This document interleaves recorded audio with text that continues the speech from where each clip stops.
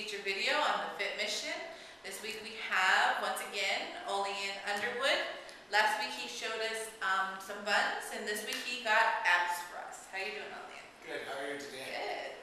What do you got for us today?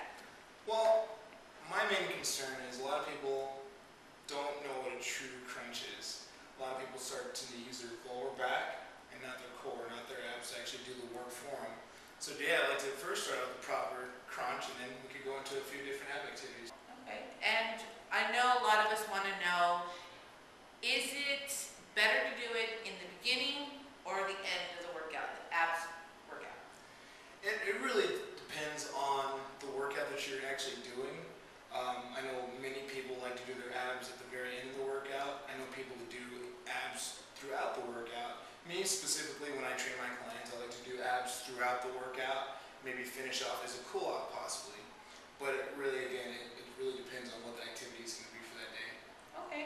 All right, so you have Molly again with you, and we're going to be showing some ab workouts and some things that you can do. Here we go. Sounds good. Today we're here with Molly. We're working on a few different ab activities. First one I want to demonstrate is the crunch. A lot of people get the crunch wrong. A lot of people tend to use their lower back instead of using their abs.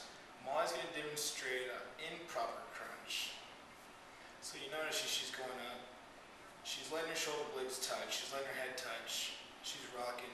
She's using most of her back to do the work instead of crunching with the abs. So she's going to relax for a second. What I'm going to have her do differently is I want to ask her to push her belly button into her lower back so her back is flush against the floor. Her hands are going to go right to the sides of her hips. I want her ankles to be her target. The next part is lifting the shoulder blades up to ensure that her abs are engaged. She's going to tuck her chin into her sternum, looking towards her belly button. It's only a 2 to 3 inch motion. It's a short motion there. It's a squeeze. You don't want to drop the shoulder blades all the way down, but you want to come forward, squeeze, come right back up. Non-stop, in and out, in and out. Good, good. Now, the amount of crunches is going to vary depending on the person. A person that is going to be fit is going to be able to do a lot of crunches. The main idea is to try to get the burn there, let yourself relax, and continue on. So here, you notice that she's not doing a lot of rocking. She's using most of her abs to do the work. Holding her belly button nice and tight. Good. Go ahead and relax. Now, for a lot of people, that's still a little bit difficult. A good solution for it is bring your feet to a tabletop position, making sure that the knees are directly over the hips, toes pointed up to the ceiling, and again, her back is rounded into the floor. Hands directly to your sides, and she's going to lift the shoulder blades, and again, pushing towards, using her abs. That way she's completely rounding her back into the floor, she's not going to suffer any kind of back injury whatsoever. And again, the reps are going to determine the person. Okay? Go and relax. So we're going to go and take it a step further, a little bit more advanced. She's going to send one foot up to the ceiling, 90 degrees. She's going to use the opposite hand to come up and touch the toe. Now again, she's going to work on rounding her back into the floor. Bring that foot straight up to the ceiling. Touch the toe, come all the way back down. This time I do want her to touch her shoulder blade to the floor. Keeping the head up and squeeze.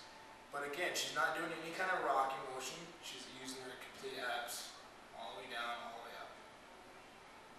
15 to 20 reps of this one is pretty good. Good, go and relax. Now, if you want to take it to the next step, one leg's going to go to 90 degrees, the other leg's going to go to 45 degrees. So here, she's not only using the upper, but she's also using a little bit of hip flexor and her lower abs there. Her abs are already engaged, so both hands this time I'd like to see come up and touch the toe. Again, she's not rocking. She's using the abs to squeeze. Up and squeeze. Good. Again, 10 to 15 reps, 15 to 20 reps should be pretty good. And time. Good. Again, we're going to take it to another level. We're going to step it up a little bit. We're going to ask Molly to sit all the way up. This time she's going to lift her heels. For the basic motion, she's going to have her hands back. Keep her knees, feet tight together. She can extend pointed toes, come all the way back to her chest, in and out. Now, once you get comfortable with it, it's going to be more consistent motion, in and out, non-stop, in and out.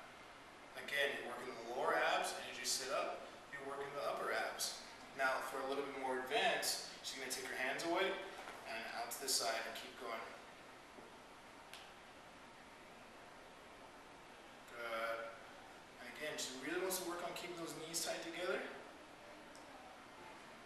And time. Good job. So we're going to take it to another level, next level. I'm just going to ask her to rotate her hips to either side, either the right or the left. And again, make sure you sit nice and tall, sucking the belly button through the back. This time, the opposite knee is going to go directly to the opposite shoulder. Again, hands behind the back, sitting up nice and tall, stretch it out, and in. Good. Nice, easy motion there. See, right now she's not only just working the abs, she's also working the lower and a little bit of the upper obliques there. And again, if you want to go for a little bit more advanced, go ahead and take the hands away. Work on good control. 5, 3, 2, maybe one more. Good job. And with that same motion, you can also repeat. We're not going to do that today, but we're actually going to move to a little bit more obliques. So we're going to ask her to move to a side plank position on her left elbow. Good. You're going to notice that she is keeping her hips completely flat. It's going to be a straight line all the way up and down. What she's going to do is make sure that her elbow is directly under her shoulder to prevent any kind of shoulder injury or any kind of pressure on her shoulder. She's going to lift the hip up, all the way up. Hands are going to go up to the ceiling. She's going to go up, all the way up, and all the way down. Touch the floor, all the way down.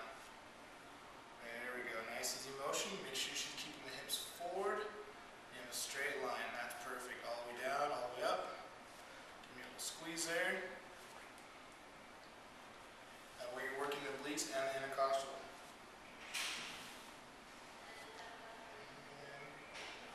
Give me 2 more. Good. Relax.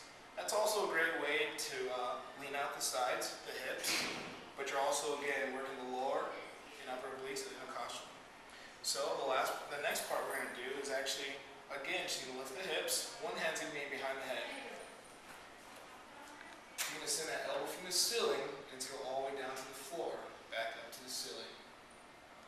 Good. And I really want her to look to the floor, and then I want her to look to the ceiling. Good job. Make sure you're keeping those abs nice and tight.